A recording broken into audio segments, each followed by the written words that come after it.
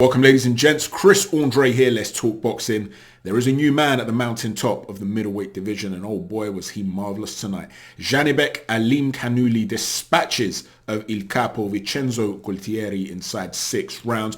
Gaultieri had actually claimed the IBF title by beating the undefeated Escobar Falcao, and Escobar was actually an Olympic silver medalist. He won a silver medal at the London Games. His brother Yamaguchi Falcao had won the bronze at light heavyweight at the London Games as well. So there were a couple of Brazilian brothers that came with a lot of hype behind them early in their careers.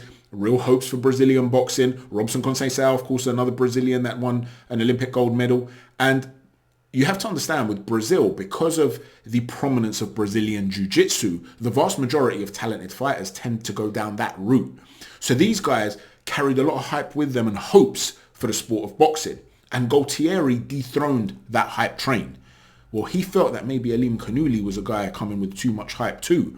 And he was talking about potentially getting him to reset with his feet, getting him to cross with his feet, with his movement, because Gaultieri likes to fight with his hands down and lure guys in and then capitalize on their errors. But he was not allowed to do anything tonight against a vicious and very clinical, at times surgical, Kazakh king. The fight started off with Gaultieri dropping his hands low, and he's almost offering himself as a target and then just pulling back, and you can see he's got really good reflexes. You can see that early on he was being targeted with the jab and he would just step back and just make him fall short, and he's looking to counter.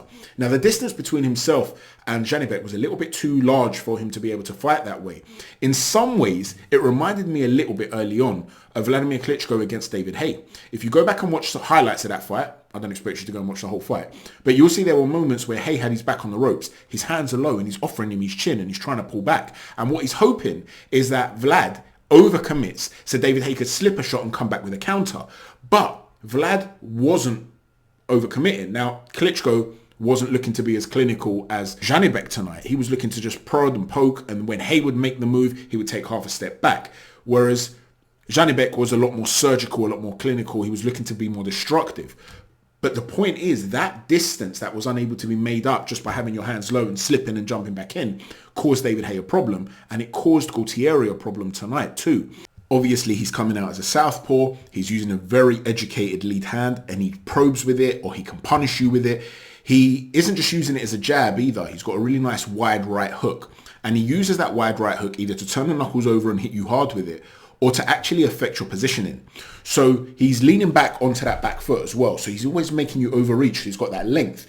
And if you try to overreach, he can catch you with that right hook. And as he's landed, he can almost cup you with it and push you as he steps out. So not only are you getting punished, he's maximizing distance again. And if you're not going to overreach and not lean, and you're going to try to work your way in, he's pummeling you with that shot. And if you do take a risk to go for him when your feet are close enough, so you're not lunging in, but it's time to attack, he will then be punishing with that backhand. Very, very varied. You can throw it as a straight backhand, a lovely uppercut that you can throw up high to the face, to the solar plexus, deep into the pit of the stomach. You can throw it with a hook on it. So it's almost like a straight backhand with a loop. Not quite a hook, but there's a loop on it. He's just a very, very good technical boxer that is destructive and hard to get to because he understands distance so well. So what Gaultieri sought to do is counter the jab of Janibek by coming over the top of it. We know he's got that languid, loose lead hand. So he'd throw the jab and sometimes drop it down. So the minute that jab would come in, Gaultieri would try to go over the top of that jab with a jab of his own. But because he's leaning back onto that back foot, he'd land the jab, pull back, and then counter with the backhand. And that backhand is a real weapon for Alimkhanuly. He can throw it as an uppercut. He can throw it as a straight shot. He can throw it with a loop on it. He can go to the head, to the body, and it's hair trigger quick. And he disguises it so well as well. There was a moment as well whereby I thought it was beautiful, where he hurt Gaultieri, whereby he threw the jab, he waited for that counter jab, something Kell Brook used to do, that counter jab over the jab, and he looked for a sweeping hook like we've said, but he sort of caught him behind the ear and almost pulled him in to the resulting uppercut. It was just really beautiful stuff where everything seemed to work like a system and a process, like his whole body was a machine that had been engineered to bring one shot onto another. There was a moment as well where Gaultieri sought to say, you know what, I've got to let go of some shots here, consecutive ones. And he threw some consecutive hooks. And he had a high guard at this point, did Janibek, and he started to roll with the shots, taking the power off of them. When that flurry finished, he immediately shot with a backhand uppercut into the solar plexus. or rather lower than that, the pit of the stomach. And you're just sitting there and you're thinking, he's finally started to take some real risks here, Gaultieri. He couldn't land anything flush, and he ended up paying the price for it with a beautiful backhand to the pit of the stomach. And you saw that the uppercut was causing problems the whole night. He is a terrific fighter. This has really given a boost of life into the middleweight division. It wasn't that long ago that Gennady Golovkin had a few belts. And Janibek also was in a position to challenge him. And there was talk about them not wanting to fight each other, or rather Janibek didn't want to for reasons that sort of related to marketing in Kazakhstan.